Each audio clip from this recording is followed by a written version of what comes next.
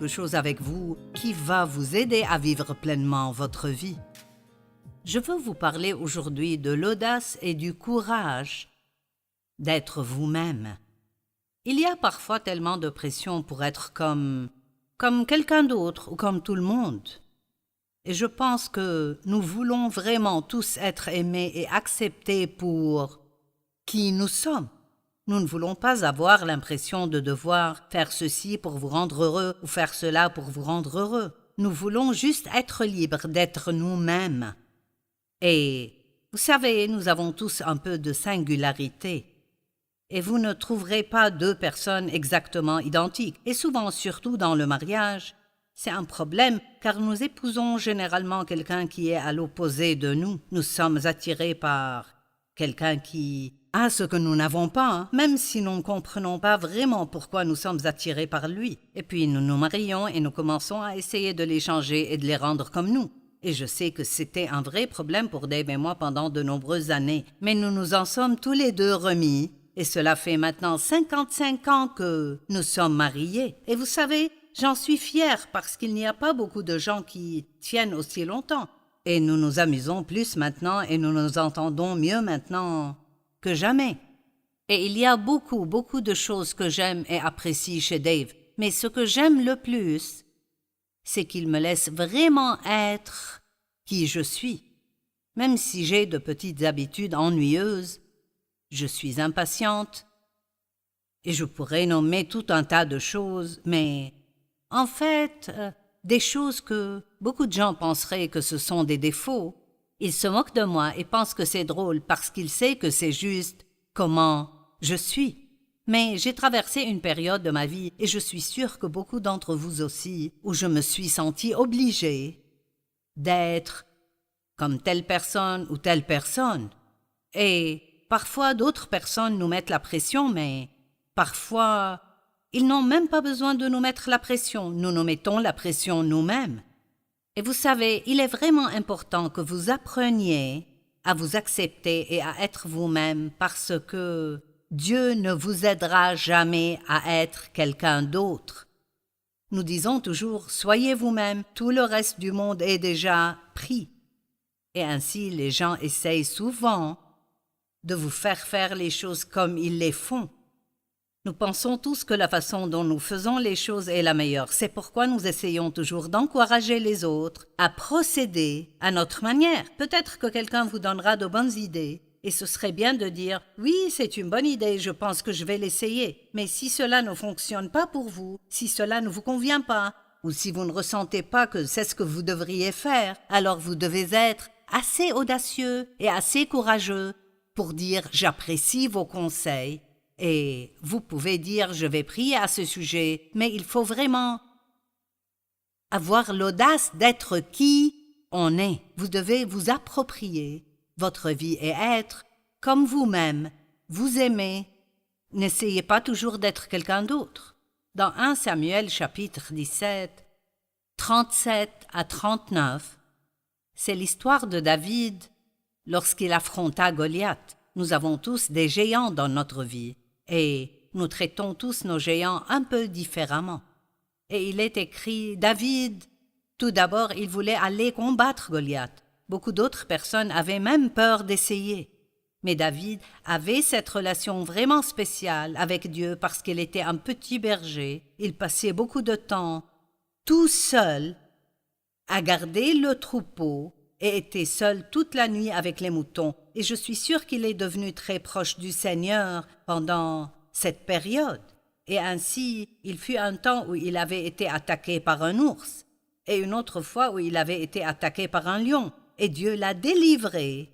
Ces 2 fois-là, donc il avait une foi très forte en Dieu. Il avait vraiment confiance qu'il pouvait faire des choses qui semblaient en réalité impossibles. Avez-vous le courage de croire que vous pouvez faire des choses que personne d'autre n'a jamais faites? Avez-vous le courage de croire que vous pouvez faire quelque chose qui, même pour vous, semble impossible, mais vous croyez que c'est quelque chose que Dieu vous a demandé de faire? Vous savez, tout ce qu'il vous demande de faire, il vous aidera à le faire. J'ai l'impression que je dois le répéter parce qu'il y a quelqu'un ou plusieurs personnes que Dieu vous a demandé de faire quelque chose et vous le remettez à plus tard et à plus tard parce que vous ne croyez pas que vous le pouvez, eh bien vous devez réaliser que Dieu ne vous demandera jamais de faire quelque chose sans vous en donner la capacité. Vous pouvez faire tout ce que Dieu vous demande de faire.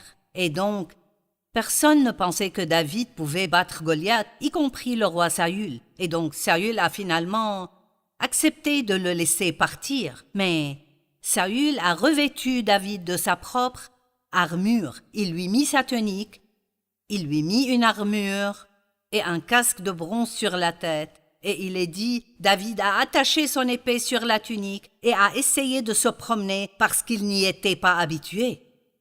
« Je ne peux pas y aller, dit-il à Saül, parce que je n'y suis pas habitué. » Alors il les a enlevés, et j'adore ça. Il a eu l'audace de se lever, j'en suis sûre, avec respect contre le roi, et de lui dire « Ça ne marchera pas pour moi. Je ne peux pas faire ça. Je ne suis pas habitué à ça. » Eh bien, si vous connaissez l'histoire de David et Goliath, il a fini par tuer Goliath avec une fronde. Eh bien, ce ne serait pas la façon normale d'essayer de combattre un géant, mais David ne dépendait vraiment pas de la fronde ou de toute autre arme, il dépendait de Dieu. Et c'est souvent là que nous commettons notre erreur. Nous dépendons de nos capacités naturelles ou de notre talent naturel et nous devons dépendre de Dieu parce que Dieu peut vous amener à faire des choses que vous n'auriez jamais pensé pouvoir faire. Avec les hommes, c'est impossible, mais avec Dieu, tout est possible. David a attaché son épée sur la tunique et a essayé de partir. Il a dit « Je ne peux pas faire ça comme ça », alors il les a enlevés. Nous avons peut-être tendance à étudier les grands hommes et femmes qui nous ont précédés. Je sais que j'ai vécu ça. Je lisais des livres sur de grands intercesseurs, des gens qui priaient parfois pendant des jours, toute la journée. Il y avait un homme nommé Rees Howell. J'ai lu un livre sur lui. Il y avait un autre homme appelé Praying Hyde. Son nom de famille était Hyde.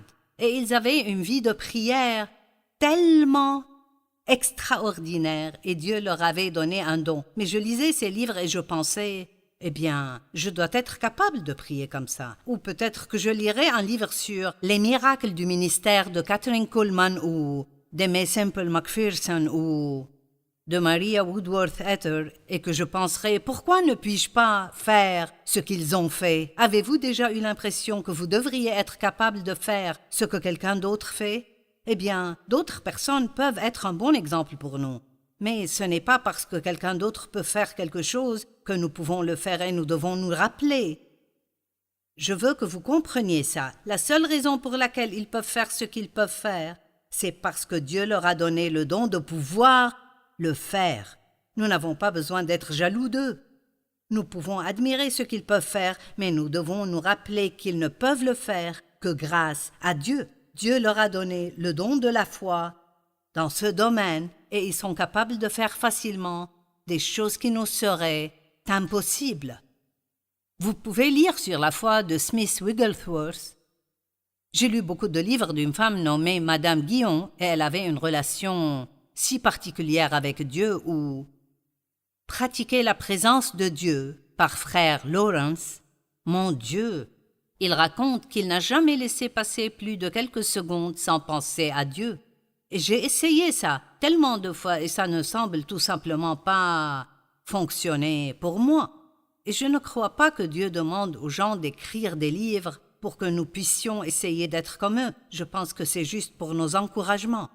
Je dois être moi et vous devez être vous. Je peux lire sur le martyre de Jeanne d'Arc et me demander « Pourrais-je faire cela? Serais-je prête à être brûlée vive si je devais l'être? » En ce moment, je dirais « Je ne sais pas. » Mais je dois croire que si c'est ce à quoi Dieu m'a appelé, il me donnerait la grâce de pouvoir le faire. Je vous supplie vraiment aujourd'hui d'arrêter d'essayer d'être quelqu'un d'autre. Comme je l'ai dit, les autres peuvent être un bon exemple pour vous, mais vous vous mettez vraiment dans le pétrin lorsque vous commencez à essayer d'être qui ils sont ou de faire ce qu'ils font.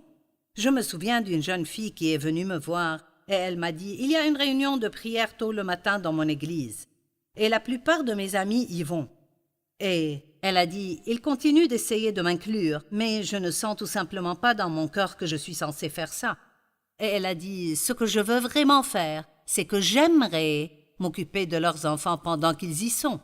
Eh bien, Dieu a tout prévu si seulement nous l'écoutons. Il lui a mis à cœur de veiller sur leurs enfants et il leur a mis à cœur d'aller prier, mais ils essayaient de la convaincre d'aller faire ce pourquoi ils avaient été appelés. Et il y a deux côtés à cela. Nous voulons être assez audacieux pour être qui nous sommes, mais nous devons également faire attention à ne pas essayer de convaincre les autres de nous ressembler. Si vous récoltez une récolte, vous devez semer de bonnes graines. Alors laissez tout le monde être ce qu'ils sont, encouragez-les à être ce qu'ils sont, et alors vous récolterez la moisson avec espoir et dans la prière d'avoir des amis qui vous aimeront et vous accepteront tels que vous êtes. Je dois être moi, vous devez être vous. David n'aurait pas vaincu Goliath s'il avait essayé de le faire à la manière de Saül. Et il ne serait jamais devenu roi s'il n'avait pas résisté à cela. Je pense que il y a tellement de grandes choses, tellement de grands projets que Dieu a pour chacun de nous. Mais vous savez, nous sommes tous testés en cours de route. Parfois, nous ne réussissons pas ces tests et Dieu ne peut donc pas nous promouvoir. Ce n'est pas différent d'être à l'école. Vous devez réussir les examens finaux d'une année avant de passer à une autre année. Et Dieu nous réserve de grandes choses, mais nous devons être capables de faire les choses comme il veut que nous les fassions. Quand Dieu a appelé Josué pour remplacer Moïse, imaginez ça. Moïse, mon Dieu, il a conduit ces millions de personnes à travers le désert pendant toutes ces années et a enduré tant de choses. Et à cause d'un problème de colère qu'il a amené à désobéir à Dieu, il n'a pas été autorisé à conduire les Israélites vers la terre promise. Et après la mort de Moïse, Dieu a appelé Josué pour le remplacer. Maintenant, imaginez. Waouh, quel défi! Mais ce que j'ai toujours remarqué et que j'aime vraiment, c'est que Dieu n'a pas dit « va être comme Moïse ». Il a dit « comme j'étais avec Moïse, ainsi je serai avec toi ». Et c'est ce qui fait la différence. Tant que Dieu est avec vous, vous pouvez faire tout ce que vous avez à faire. Encore une fois, permettez-moi de souligner ce point. Il n'a pas dit « Josué, je veux que tu prennes la place de Moïse, que tu te souviennes de la façon dont Moïse a fait les choses et que tu les fasses de la même manière que lui. » Il n'a pas dit ça. Il a dit « Je serai avec toi comme j'étais avec Moïse. » Et vous savez, si Dieu est avec nous, il nous guidera étape par étape et nous montrera ce que nous devons faire. Dieu a dit à Josué « Personne ne pourra te résister tous les jours de ta vie. Comme j'étais avec Moïse, ainsi je serai avec toi. Je ne te quitterai pas, ni ne t'abandonnerai. » C'est une promesse que Dieu nous a faite. Il ne nous quittera jamais et ne nous abandonnera jamais. Et même si vous ne ressentez pas toujours sa présence, vous devez croire à sa promesse. Il a dit qu'il ne vous quitterait jamais et ne vous abandonnerait jamais. Vous savez, les dons de Dieu varient selon sa volonté. Il nous offre à tous des dons, mais nous ne pouvons pas choisir ceux que nous recevons. Vous savez, j'aurais aimé vraiment pouvoir chanter ou jouer d'un instrument de musique, mais je ne peux pas faire ni l'un ni l'autre. Quand je chante, ils éteignent toujours mon micro, donc ça doit être assez mauvais. Je pense que je chante dans une tonalité que personne ne connaît. Mais je peux enseigner et je peux prêcher. Et c'est le don que j'ai. Et la Bible parle de différents dons dans Romains 12, 4 à 8.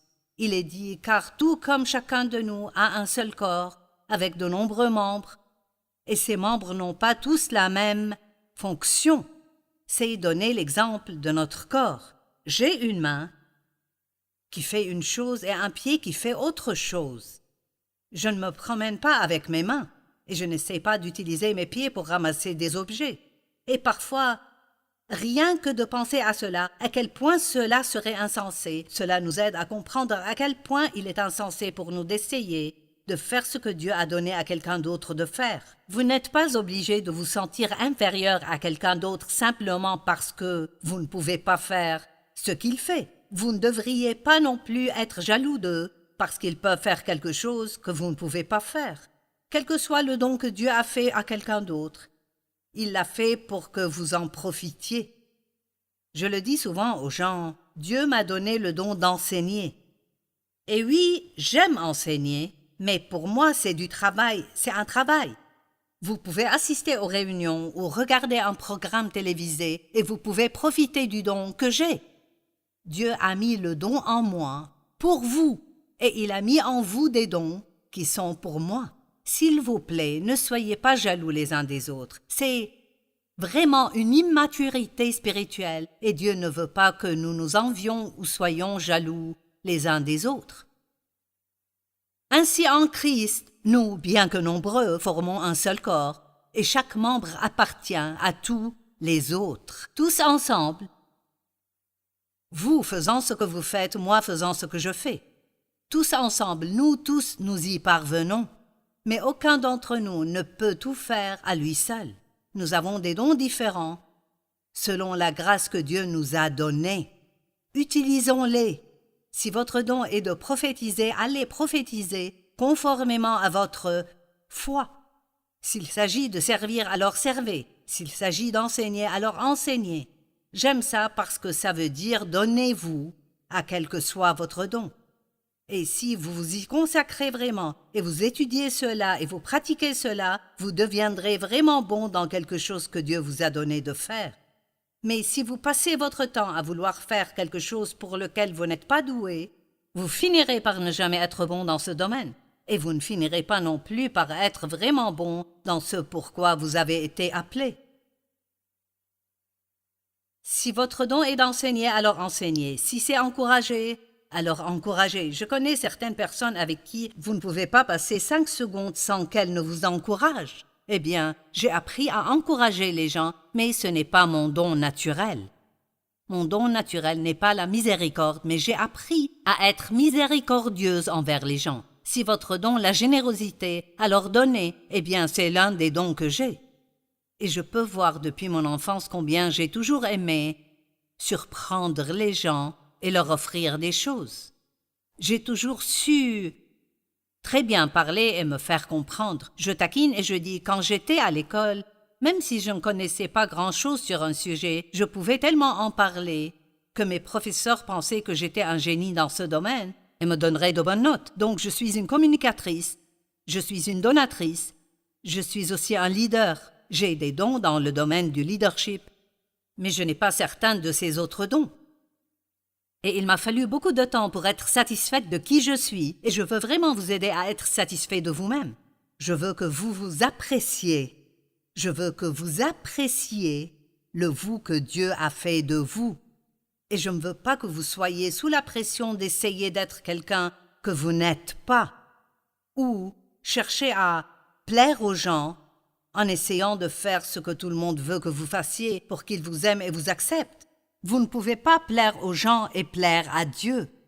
Et Dieu veut que nous lui plaisions, et nous espérons que nous plaisons aux gens. Mais si nous ne le faisons pas, nous ne pouvons pas contrôler cela. J'aime Jean 3, 23 à 28. Il est dit « Maintenant Jean aussi, baptisé à Aénon, près de Salim, parce qu'il y avait là beaucoup d'eau, et des gens venaient et se faisaient baptiser. » C'était avant que Jean ne soit mis en prison.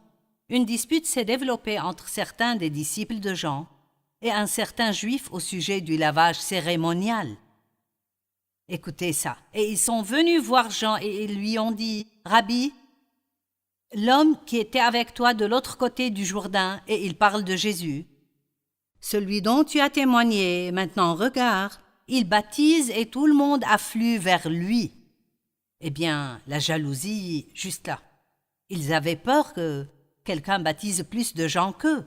Les chrétiens peuvent s'inquiéter de certaines des choses les plus stupides. Je pense que, vous savez, si quelqu'un est pasteur d'une église et que quelqu'un fonde une nouvelle église, pas très loin de la sienne, il sera contrarié et s'en inquiétera. Je dis toujours qu'il y a beaucoup trop de pécheurs. Je ne pense pas que nous ayons besoin de nous battre pour savoir qui les accueillera dans son église. À cela, Jean répondit, « Maintenant écoutez ceci. Une personne ne peut recevoir que ce qui lui est donné du ciel. Vous pouvez vous-même témoigner que j'ai dit, je ne suis pas le Messie, mais je suis envoyé devant lui. Jean savait ce qu'il n'était pas, tout en sachant ce qu'il était. Il savait ce qu'il pouvait faire, mais il savait ce qu'il ne pouvait pas faire. Et je pense qu'il est important de connaître les deux. J'aime ça. Il a dit « Les seuls dons que vous pouvez recevoir sont ceux que vous recevez du ciel. Donc, si je n'ai pas la capacité de faire quelque chose, je n'ai pas besoin de m'énerver ou de me forcer à essayer de faire quelque chose que je ne peux pas faire. J'ai juste besoin de dire « Dieu ne m'a pas donné le don de faire ça, mais il m'a donné le don de faire quelque chose. » Souvent, si les gens ne peuvent pas faire ce que quelqu'un d'autre peut faire, ils dépriment et ont l'impression qu'ils ne sont pas bons. Ne faites pas ça. Vous pouvez faire quelque chose d'incroyable. Vous êtes peut-être une mère au foyer et vous élevez 4 enfants. Eh bien, je pense que c'est assez incroyable. Je veux dire, mon fils et sa femme ont 4 garçons et elle les scolarise tous à la maison. Eh bien, pour moi, elle est incroyable. Je ne pourrais pas faire ça à un enfant pendant une journée. Il ne m'aimerait pas du tout si j'essayais de le faire. Et je suis étonnée de voir à quel point c'est facile pour elle. Elle a des jours difficiles, mais c'est un don de pouvoir faire ça. Alors ne pensez pas, parce que vous n'avez pas un don de plateforme, tape à l'œil, voyant que vous n'avez aucun don. Vous avez de superbes dons.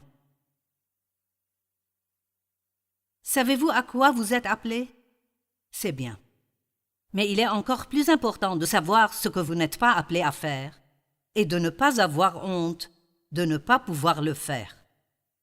David a dit « Je ne peux pas y aller comme ça, je ne suis pas habitué à ça. » Il n'a eu aucun problème à dire « Je ne peux pas faire ça. » Et nous ne devons pas avoir de problème à dire « Vous savez quoi? Je ne suis pas doué pour ça. » Un homme est venu nous voir et il dirigeait une équipe d'une dizaine de personnes. Il était responsable de ce département, il y avait une dizaine de personnes. Et il se débrouillait vraiment bien, mais le département s'est agrandi jusqu'à environ 50 personnes. Et je me souviens qu'il est venu vers nous et cela n'est arrivé qu'une seule fois dans l'histoire de notre ministère. Il nous a dit « Vous savez quoi? J'aime le ministère, je veux rester ici, mais c'est au-dessus de ma tête. » Il a dit « Je peux bien gérer 10 personnes, mais 50 c'est trop pour moi et je ne serai pas bon dans ce domaine. » Je ne lui ai pas manqué de respect à cause de ça, j'ai respecté cet homme parce qu'il est venu et a dit « Je ne peux pas faire ça. » Nous n'avons pas besoin d'impressionner les autres en pensant que nous pouvons faire tout ce qu'il y a à faire. Maintenant, il y a une écriture que nous sortons souvent de son contexte. C'est Philippiens 4:13 qui dit « Je peux tout faire par le Christ qui me donne la force. » Vous ne pouvez pas simplement appliquer cela à tout ce à quoi vous voulez l'appliquer. Vous devez lire les choses avant et après. Vous pouvez faire dire n'importe quoi à la Bible et vous retirer une écriture du milieu. Mais si vous regardez ce dont Paul parle ici, il dit « Je sais comment être humilié et je sais comment abonder et comment être satisfait de toute façon. » Wow! Paul a dit « Je peux avoir des problèmes et être satisfait.